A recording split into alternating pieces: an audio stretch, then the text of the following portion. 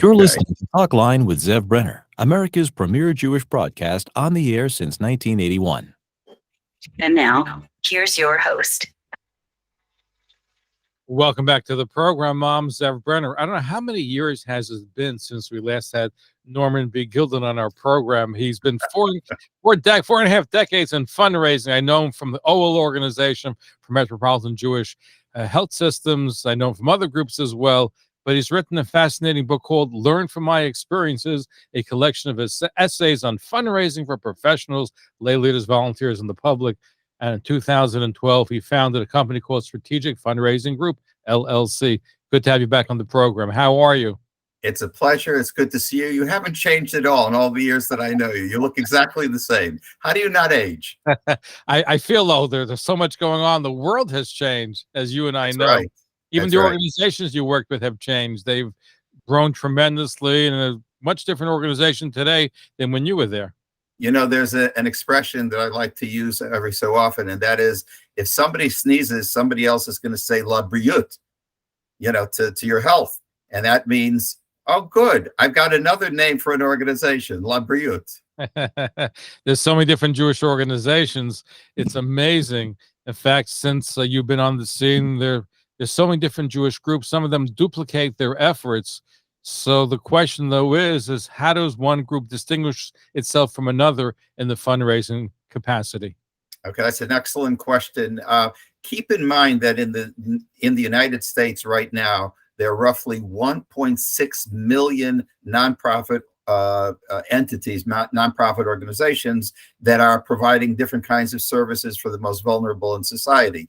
If you add those that didn't register with the IRS, it's up to 2.5 million that are out there raising funds.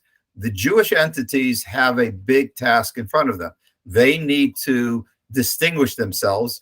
And that's why I always go back to something called, what I call, the Manishtana factor. Why is this organization different from all other organizations? Maybe the wrong time of the year for that choice, but I think that it's very important for an organization to distinguish themselves in such a way where they are unique, they're different, and they'll be looked at differently by all those in the community. Because when they go out and ask for money, that's what's going to happen. They're going to be told, well, ABC organization or Chaim Yankel organization is the same as you. So why should I give to you if I'm giving to that organization as well? So they have to be able to distinguish. But there's another problem as well, Norman, is that when you have a Jewish organization, they're competing against other Jewish organizations to get the same fundraising dollar. But on the other hand, they're also competing against non-Jewish organizations that are appealing, whether it's a medical group or a social group that's also competing for the funds. So it's hard for a Jewish organization to fundraise. Unless they have you working for them. And well, then it's a piece of cake. Then there's no problem. They can get through it very easily. I was talking to a organization yesterday, and I mean, you hit the nail on the head. And I told them one of the first things that they have to do before they get into fundraising is they have to look at their competition. And the competition is any organization that does anything similar to what they do. And even those that are not necessarily similar, but are in their, let's say they're social services, or they're in healthcare, they're in aging, they're in, providing services for children, whatever it might be, domestic violence and so on. They need to be able to determine what their competition is doing. And I hate to use the word so in such a crass way and almost a mercenary way, that yes, they have competition, whether it's Jewish organizations or non-Jewish organizations, and they have to be able to determine who those are. And again, it'll go back to how they make themselves distinct and unique from the other organizations. Absolutely. But one of the factors that helps an organization, and a lot of them don't do it properly, is they have to promote and advertise themselves, let people know who they are, what are they doing. And in your years of experience, what have you found to be some good mediums and good examples of organizations that have used the public airways or public media to get their message across? Well, first of all, Zev Brenner's Talkline would be the number one spot I would go to first. But I didn't say it in the book. I didn't say it in the book. Well, I'm saying it in person. I'm telling you right now. All right. So yeah, I think that, people who are in nonprofits, and now we're talking about the 4 different groups I indicated on the cover of my book, which are the professionals, the lay leaders, the volunteers, and the general public. Because even the general public, they're folks that have their pet charities or pet projects that they want to promote. They have to look at marketing and advertising. That's a very critical way for them to get their message across. Messaging, messaging, messaging. That's what we live in today. And we live in an age of sound bites. So your message can't be a clutter or a cluster of a litany of programs that they offer. You have to be able to focus and really identify the program or the 1 or 2 programs that need to be messaged out there. And marketing and advertising are the critical components, as far as I'm concerned. It's always been this way, are critical components of fundraising. They walk hand in hand.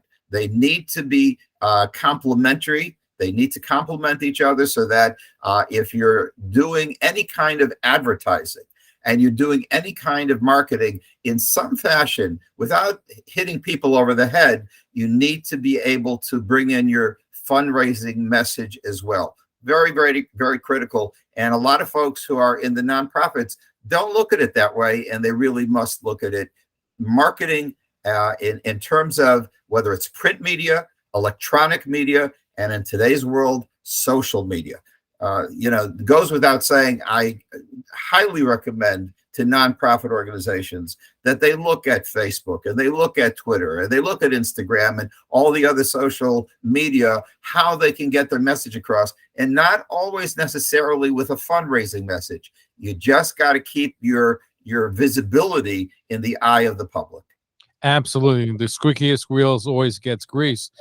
But here's the question. A lot of nonprofit organizations don't operate like a business. It's my belief, and I think it's your belief as well, you'll correct me if I'm wrong, is that a nonprofit has to operate like a business using the same kinds of models to increase business, to increase awareness, to get people to come on board. And a lot of nonprofits just don't operate in the same sphere as a professionally run business. They operate in I hate to say a shoddy manner, but not a professional manner that you would expect from a group. I agree with you. In the book, I talk about, I think I have a chapter that talks about our rules of thumb for the dumb.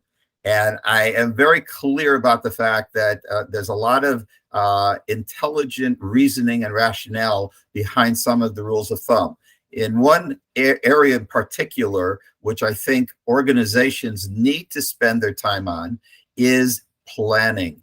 They have to treat their organization, as you said, like a business. And unfortunately, I find too many who are like the mom and pop shops of old, who really don't pay the kind of attention when it comes to planning. Let's just talk about it. In fact, I just wrote an article called PODScorp. I'm giving away something that's coming. It's not even in the book. It's on its way.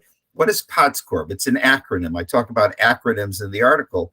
PODScorp stands for planning, organizing, directing, staffing, ordering, coordinating, ordering, reporting, and budgeting. A lot of words, but they are the elements, the foundation for running an organization like a business. You have to do proper planning. I talk about rules of thumb are for the dumb. No, they're not. I was taught by a graduate school professor. It's remained with me ever since. He told me, remember the 6 Ps. Proper prior planning prevents poor performance.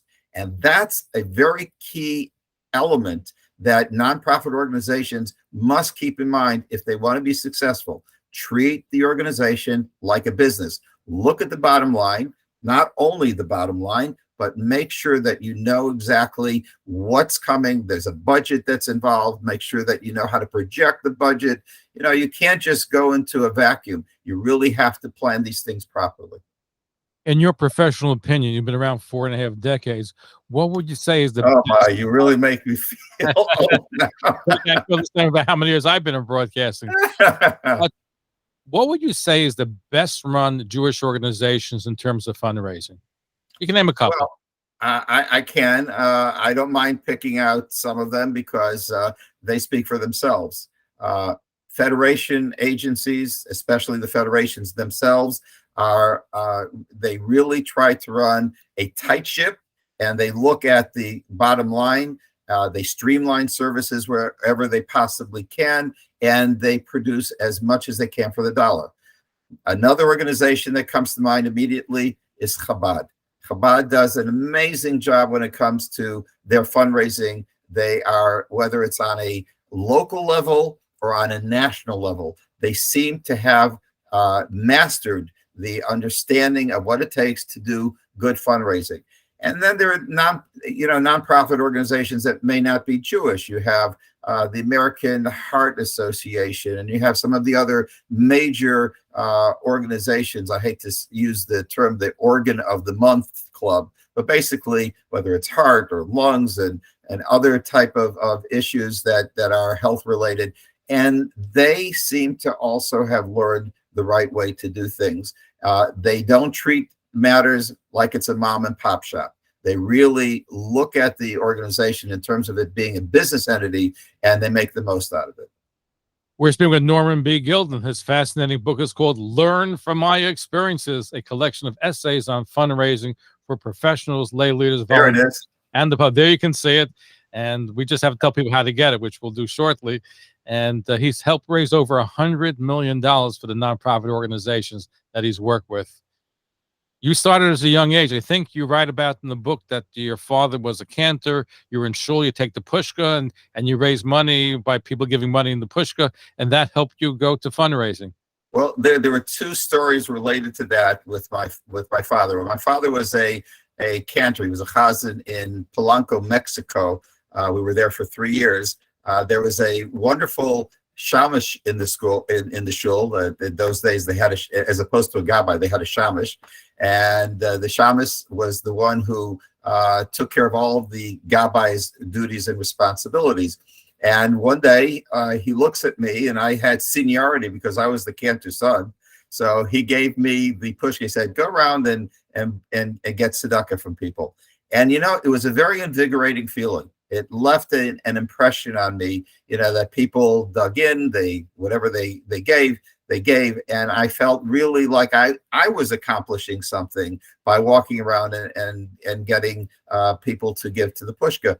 There was a second situation that developed later when my father was a cantor in a congregation, Beth Shalom in Washington, D.C. At that time, it was in Washington before it moved to Potomac.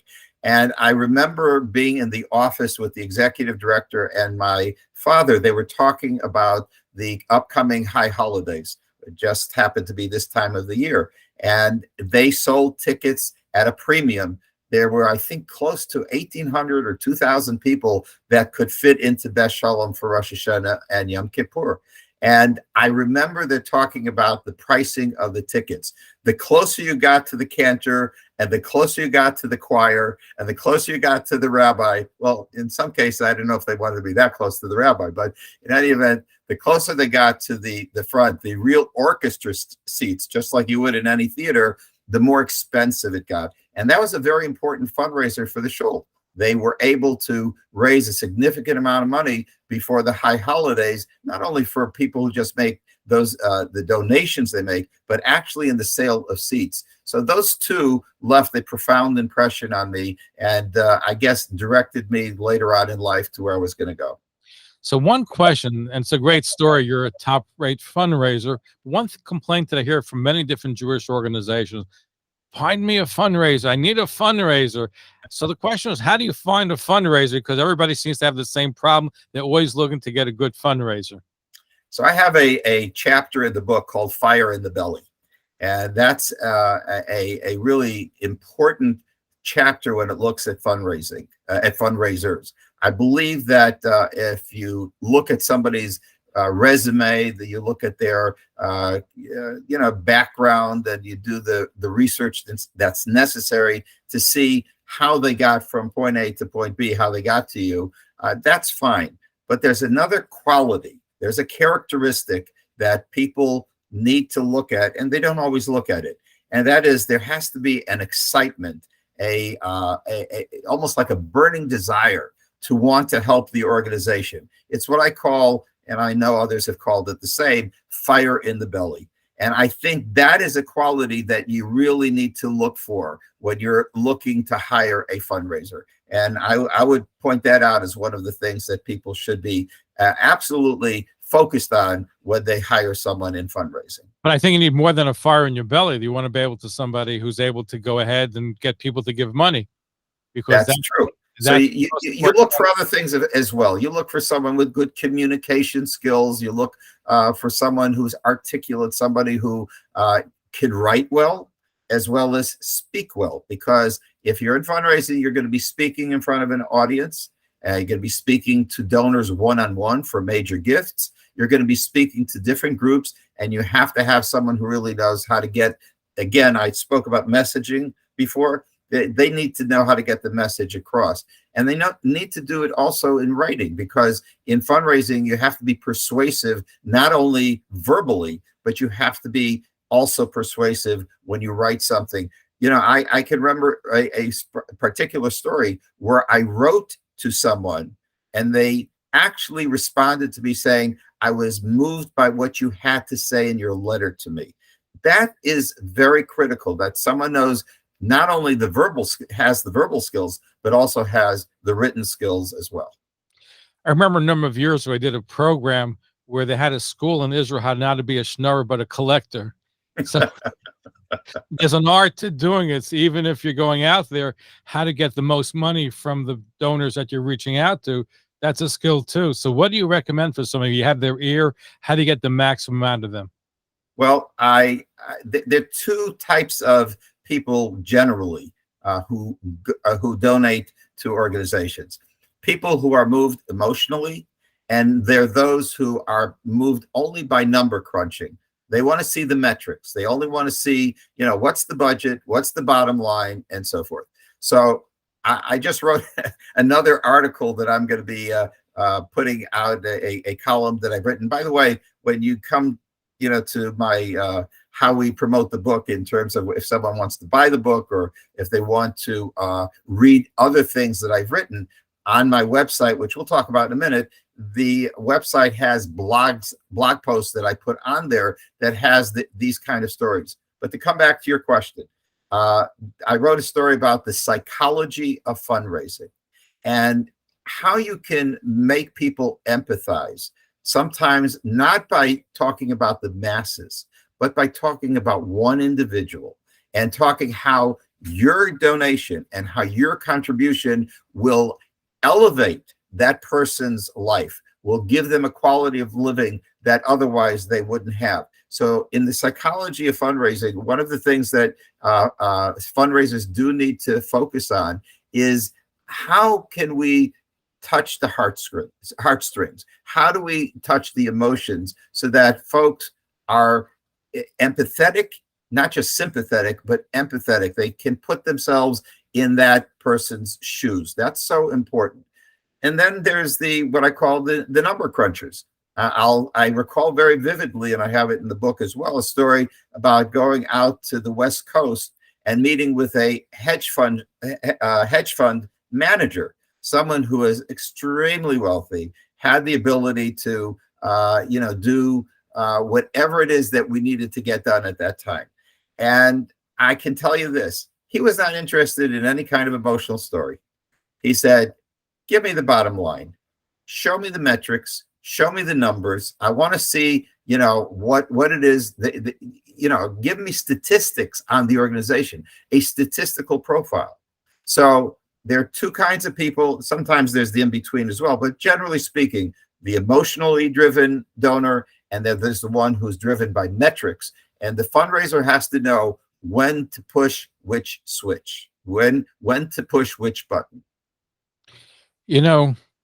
There's an art, of course, to fundraising, and you certainly know how to do that.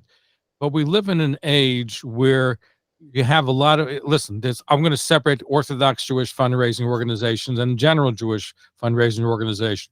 You have a whole slew of Orthodox Jewish communal leaders and philanthropies that have come out in the last 20, 30, 40 years, and they continue to give. But the old-fashioned contributors, when they passed on, their kids and grandkids no longer have the same affinity to the Jewish organizations that they had supported. So they, instead of giving to the Jewish groups, are now giving to more secular groups. And it's a question which I think maybe affect Federation more than a Orthodox Jewish organization, but I think to some degree might affect Orthodox Jewish groups as well, is what do you do when you have the newer generation not Jewishly connected and don't want to give or don't give to the same groups that their fathers gave? So it's an excellent question, and I address that in the book as well. And I talk about, three major challenges that Jewish fundraising is confronting in the years ahead, and even now, not just in the years ahead. And one of them, I will tell you, is intermarriage. In what way? There are those who had a loyalty to a Jewish organization, like a federation, a conservative temple, or other organizations in the wider Jewish community. And because of intermarriage, what's happened is, if the person who is very connected with that organization should pass on, then who takes over? It's the next generation. And that next generation may not even be someone who is Jewish. And they don't have the affinity. They don't have the loyalty. They don't have the same dedication that the previous generation had to these, whether it's federations, whether it's other secularized type of Jewish organizations. They don't have the same kind of feeling about those organizations. Major issue that organization, in fact, federations are confronting right now, and they have to deal with it. So how do you deal with it? I think one of the ways you deal with it is there has to be a lot of outreach done. And there has to be the type of outreach that brings people into the fold. I'll use an example that I have. It's actually a story that I'm writing right now about and it was primarily in this case, a Jewish family. But what they wanted, what the parents wanted, was for the children to be able to carry on the philanthropic bent that they had in their lifetime. And they did not see it happening.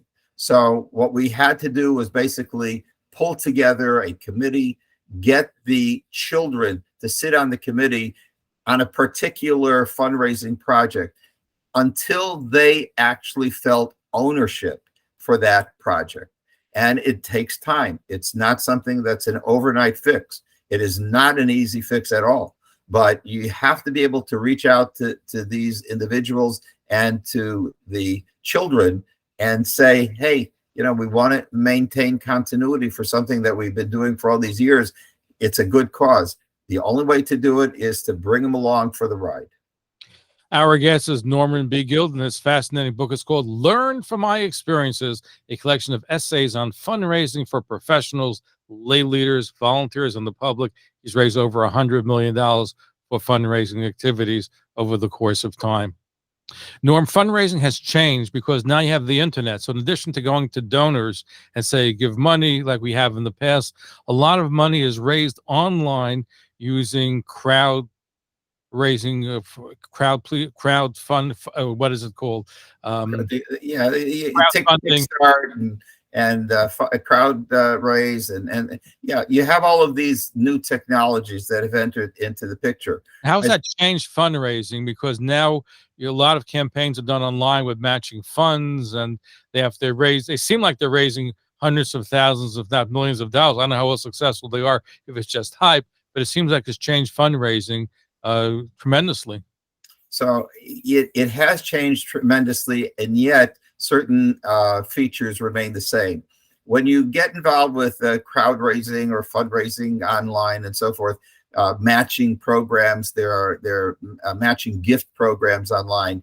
You still have to keep in mind that there's what are called the donor pool, and there's also the influencers, those who will bring along the donor pool.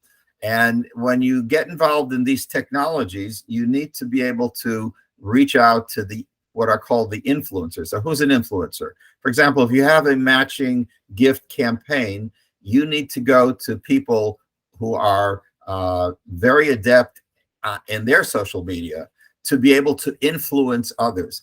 I tell a story in the book about my grandson who, wonderful when I get to hear from him and from the other grandchildren. But what happens is I always think a light bulb goes off in my head.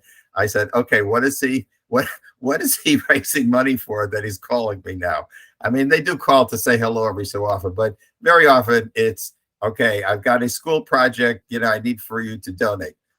One of my grandsons called and used a different tactic, which I appreciated.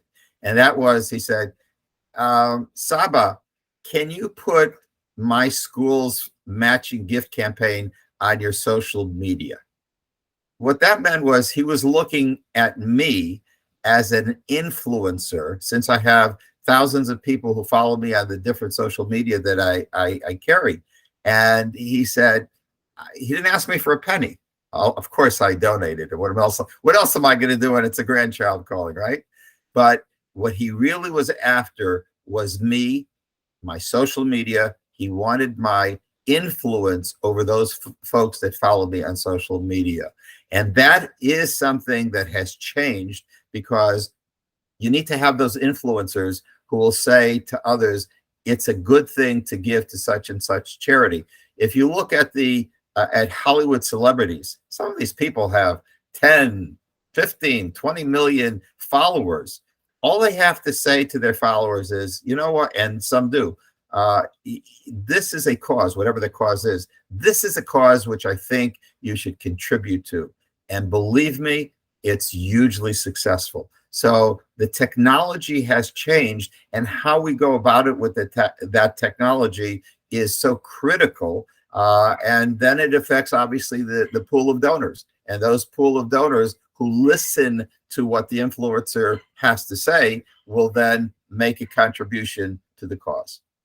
Absolutely. By the way, Chabad telethons, you don't see as many telethons as you used to, but they're the granddaddy of them all. They're very effective, and they show the drug programs and the other reaching out to feed the poor, etc. They're very successful in raising millions of dollars using exactly what you said, the celebrity factor, and they're using a combination of traditional and some of the contemporary media as well. That's correct. And you do find that a lot of these telethons will have John Voight on them. They'll have other Hollywood celebrities because people get swayed. Should they be swayed by Hollywood celebrities? That's a story for another program and another time. But it works. You go with what it works, all right? Absolutely. But it does work. It also look, getting back to something we said earlier, it depends what you say. I had a situation. I do a lot of email social media blasts for nonprofit organizations, and I get fed by agencies. So I don't create the headlines. I just run what they give me to run.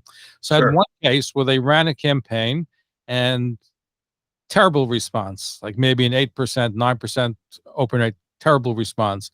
And I told them the headline was terrible. They changed the headline without changing the body of the ad itself. And they more than doubled the response just by changing the headline. Something simple like that, changing the headline makes such a big difference between failure and success. I'm going to go back to what I said earlier about messaging. If it's the wrong message, it's going to fall flat on its face. One organization that I was working with, they used to send out before the high holidays and before the other Jewish holidays, they would send out a direct mail piece to their mailing list. And initially, when I first got involved, they used cartoons to get across their message. It was amateurish, almost buffoonish in its look. We changed that, and we were able to cleverly position actual clients without, we have to be very careful about how you show a picture in terms of whether you reveal an identity or not, because you could be violating HIPAA laws, you could be violating other rules and regulations. In any event, we were able to switch over to photographs which, showed whether it's a bride and a groom, or it showed, a bar mitzvah celebration or something. It was a huge difference in how folks responded to those direct mail pieces. So the messaging, how we do it, even in something like, a cartoon or that type of presentation, makes a huge difference. Certainly does. As we close out, you mentioned Chabad is one of the best fundraising organizations around. A true story. Chabad took over the Brooklyn Jewish Center in Eastern Park. It was a conservative temple for Right. so many years. A number of years ago, they did a fundraiser where they invited the conservative rabbi and all the old members of the conservative congregation to come back to the building as a fundraising vehicle. They did it 3 or 4 times, very successful, where they were able to tap into the building they had years ago when it was a conservative temple and able to tap into that fundraising base, which was a new one for them. So I admire them for it. It was a brilliant idea. It was also a very brilliant fundraising way of doing things. We have a rabbi in West Palm Beach by the name of Rabbi Shiner. He's a Chabad rabbi. It's one of the most affluent shuls in the country. And more importantly, they are led by a shining individual like Rabbi Shiner. In one of his recent media posts on social media, he had a picture of the conservative rabbi who originally had invited the shul before they became so established as they are now. The conservative rabbi had invited his shul, Rabbi Shiner's shul, as small as it was then, to actually have services, the available rooms. He was just hiring this